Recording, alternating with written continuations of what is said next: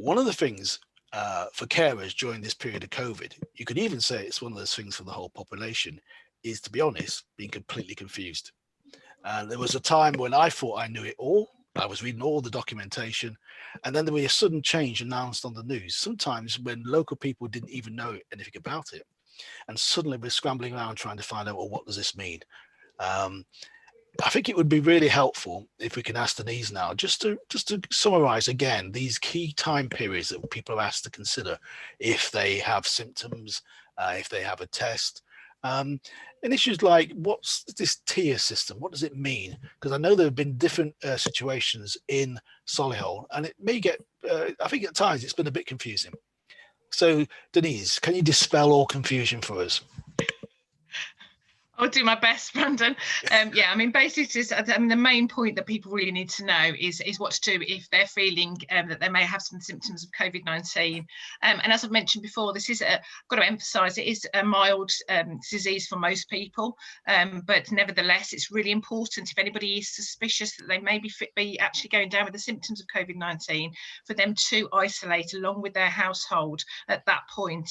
And we'll be reiterating and pressuring people with the message to say, even if you're in doubt, best to isolate at home with your household members if you have a continual cough, a high temperature, and also a loss or a change in taste or smell.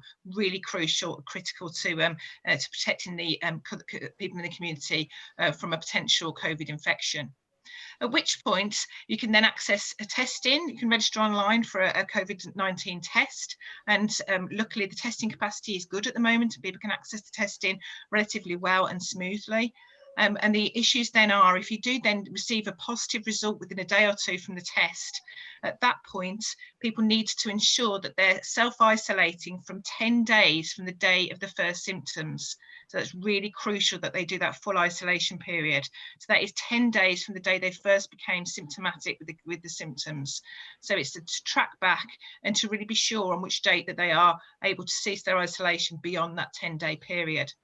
For their household members, it's really important that they also isolate, but for them it's 14 days from that same day of the first symptoms that came on for the person in the house that was first showing those symptoms. So it's 14 days from that period for those people that are actually within the household with that symptomatic person.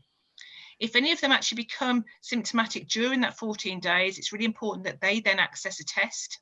And at which point then, if they test positive, they then have a clock start again for them, and it's 10 days from the date of their first symptoms. So it's important that actually they know that may go beyond the initial 14-day period, but it starts the clock again on the day of their first symptoms.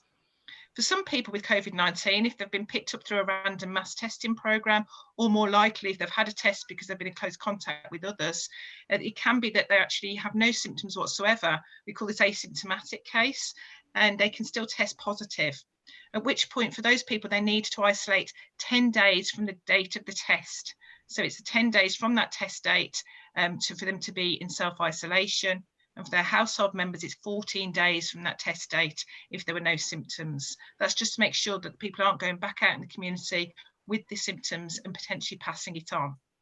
What we do know with COVID-19 is that people are actually infectious 2 days before the symptoms come on. So that's our really kind of difficult point, where people don't actually realise they've got it and they're still going out and about and doing their things they would normally do, and which makes it quite tricky and difficult.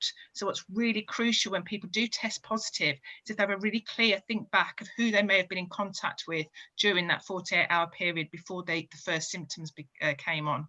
And for somebody asymptomatic, it's the 48-hour period before the test. At which point we'd look at talking to them about the contacts they have. And for example, if it's school, for example, we would actually go through who would be coming into that definition of a close contact, or if it's a person going out and about at work, or in socialising pre-lockdown, who have they been near? And that's within 2 metres for 15 minutes or longer, or within a metre. If it's face-to-face or they've been coughed on or there's physical contact, we deem that a close contact. If it's not face-to-face contact, but it's still kind of side on, that would be for a minute or more. Or if anybody's travelled in a small vehicle with somebody who's then tested positive in that infectious period, Those are the definitions of a close contact, and they would be asked to then isolate for the 14 days from the last time they had contact with that person within that infectious period. So those are the real timelines to remember. So 10 days for people from the first symptoms if they've got the COVID symptoms themselves, 14 days from that same day for their household. And the tier system, we don't quite know what we're going to be facing when we come out of this lockdown at the moment.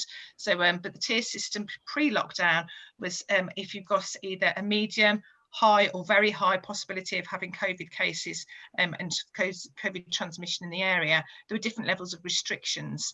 And it can be that within those tiers, there's also different iterations of what those restrictions might actually mean.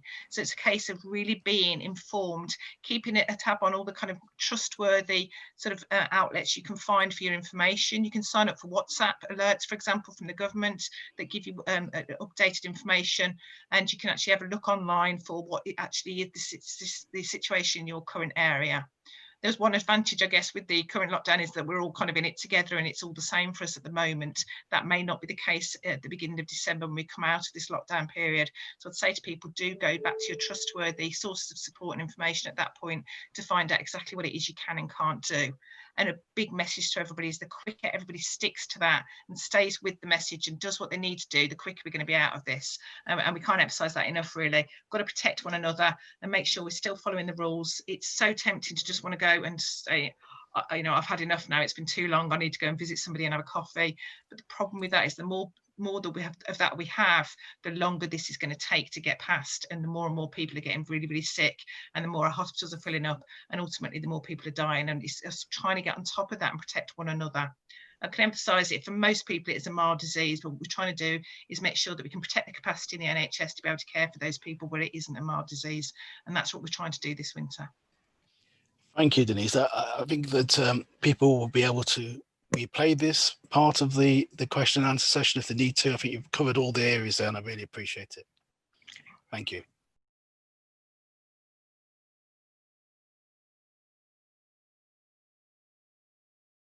We've